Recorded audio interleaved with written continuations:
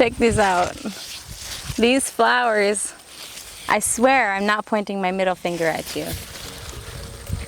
Amaranth, elephant amaranth. They look totally like you are pointing the middle finger. And that is exactly what I wanted. It's like, I always thought it was funny, so I got a whole bunch of them.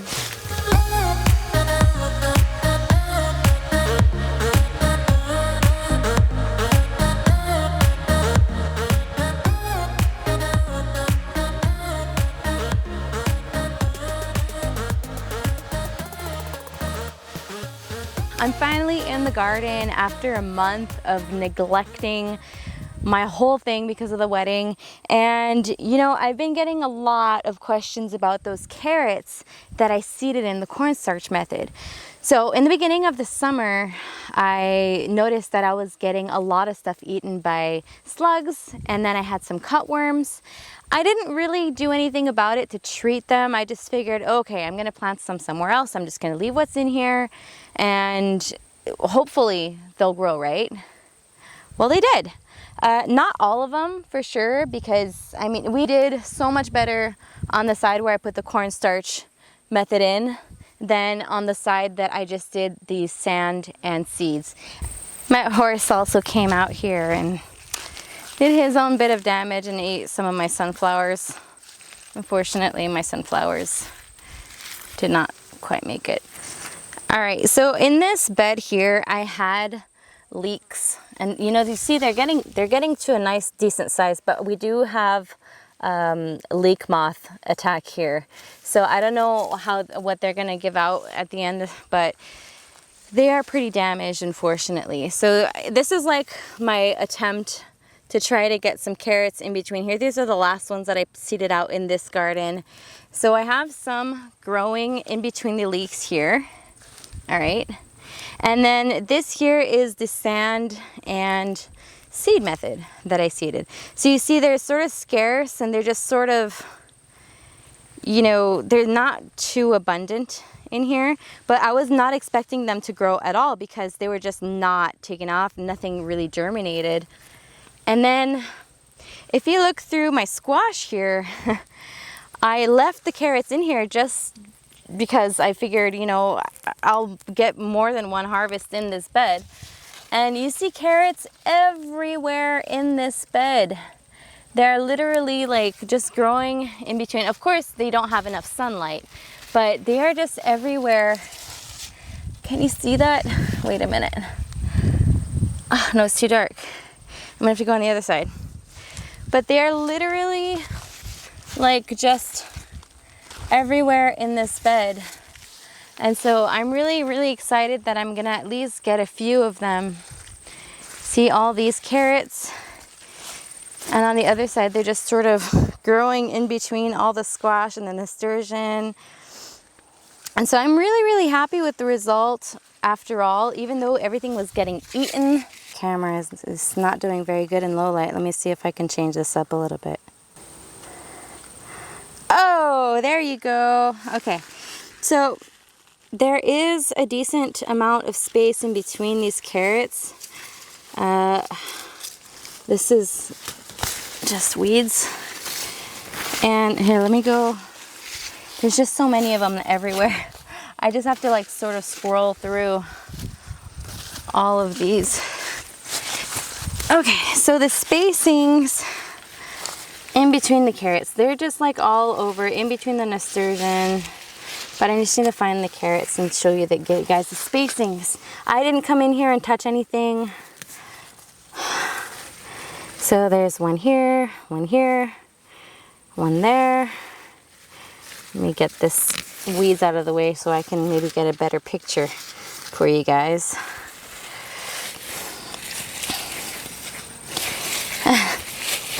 Oh my gosh. One here, and these are the ones that sort of the tops got eaten off, but they grew back. So see the spacing right there? It was doing pretty good until everything got eaten. So I'm gonna have to do this again next year for sure.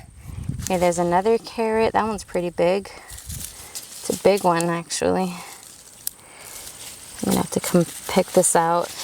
So yeah, this is like the first time I'm coming out to weed in this little area, in this little patch. So I'm gonna be careful not to get my carrots out. But yeah, see 2 carrots right here. One here. This is a very good spacing, a good example. It's just that they got overrun with so much stuff. Oh my gosh. Do what I say, not what I do. Right? Oh yeah, and there's just like the squash is just all over the place. Another set here that you can see the spacing. There's all this space between the carrots. It looks pretty good. This is not a carrot. Another one here.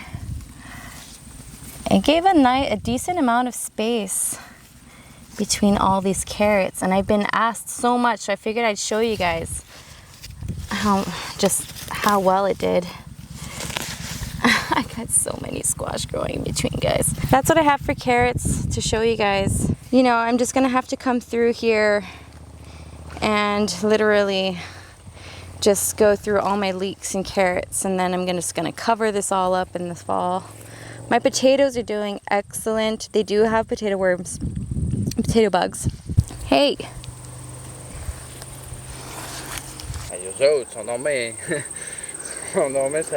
They're very red and purple-ish, yeah. He came out to the garden, he's like, that's so nice all of a sudden. He's like, oh, it's because I have my Enchroma glasses. He's got his colorblind glasses. It's so red, my God. Yeah. That's what it looks like. Isn't it cool? All right. I have to take a few minutes and talk about these glasses because they are seriously amazing. And like, I'm pretty sure that one of you guys knows somebody who is colorblind, who knows a family that has somebody who's colorblind. And Enchroma, they literally will give you the gift of color. So I wanted to contact them and make a whole bunch of more people have the opportunity to do this because, as you guys know, we gathered up the money as a family to be able to give Ben the gift of color, and I know so many more people want to do that as well and capture the reaction. It's just so amazing. And so I do have a coupon code. If you go into my referral link in the description below, you can click on that and you will get 10% off, and the coupon, the referral coupon, is Quebec Homestead, all in caps. So everything is in the description below. If you guys want to go purchase your own or like live this moment with somebody in your family, then you know this would be a perfect opportunity for you. It supports you, supports me. Everybody's happy and everybody gets to see color, which is the most important part of this whole thing and why I love these glasses so much. We actually got a pair of inside glasses, and we are going to get Ben to reaction to his first time watching screen with color, because he watches all my videos right on my screen, but the color is just a little like it's faded, you know, so that's the way he sees it. And so yeah, I just wanted to put that out there before I go back to the garden. I am in my garlic patch, and if you guys remember last year I planted these out and it was snowing. There was literally snow on the ground when I planted these out, and it is time. I'm actually past due. They are more than ready. Like if I leave them in here, it's gonna be problematic. They were probably gonna rot in the soil. These are huge heads of garlic. So it is time for me to get them out of the ground, to dry them so that they don't open up and start cracking on me. Usually I would try to get these out of the ground a little bit before. It's just that, you know, I was busy. So how do I know when garlic is ready? Here, let me get this one out here for you. I'll show you. When there are signs of yellowing along the stem and there are 1, 2, 3 dead leaves, that is when I know that it's ready. So this one here is like past due because you can see they're all sort of dead. This is a garlic scape that got left on. So it creates a whole bunch of little tiny garlic heads, see? And you could use these and reseed them. And they create like just another generation. This one, I guess the stem, it didn't come with them. I'm gonna try to get that out of the ground right now. This is a good example of one that I waited a little too long for. It's all completely dried up, but this one got attacked by the tang du poireau. I don't know, it's leek moth, I think, and it opened up on me here. So you see this here. Usually I think there would supposed to be another bulb here because this is a 4 bulb garlic, but there's a nice hole in the bulb here. So this one's going to be discarded, and I'm not even going to plant it back out.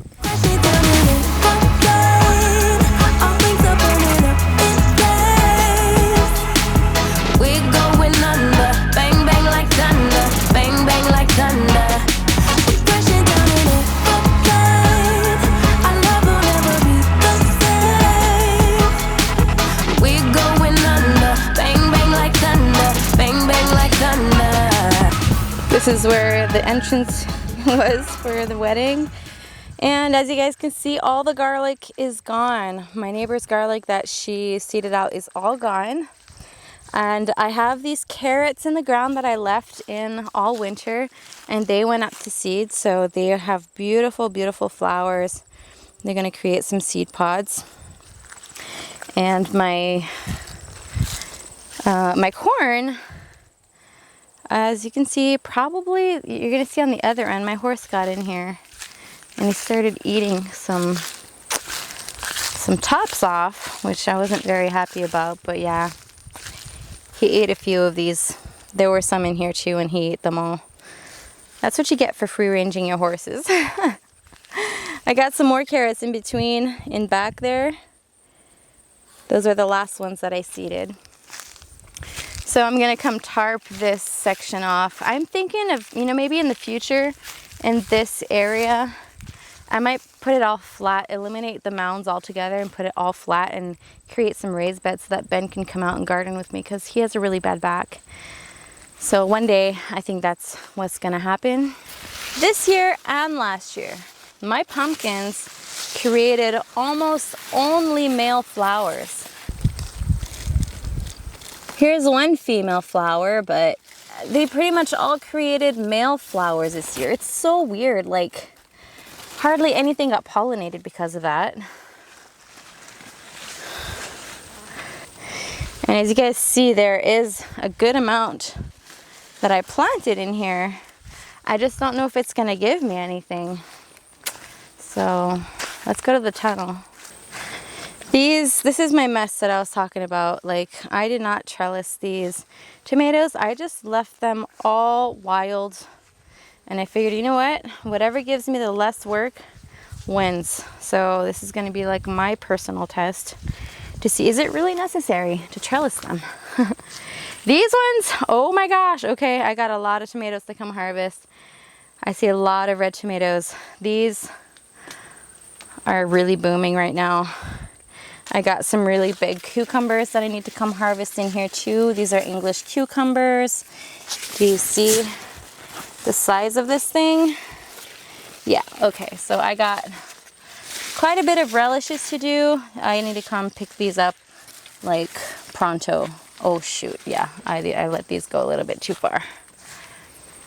And these are the other ones that I didn't trellis. I need to come water in here too. Like, I literally neglected this whole space. I do have some peppers. Peppers have been booming as well.